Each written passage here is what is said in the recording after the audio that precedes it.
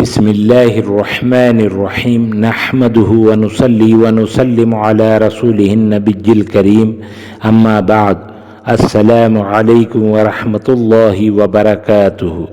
معزز ناظرین و سامعین اکرام، ہدایت، پرہیزگاری و پاک دامنی کے لیے حضرت عبداللہ بن مسعود رضی اللہ عنہ سے روایت ہے کہ رسول اللہ صلی اللہ علیہ وآلہ وسلم نے فرمایا، جس نے یہ 4 لفظوں کی دعا مانگی اس نے سب کچھ مانگ لیا۔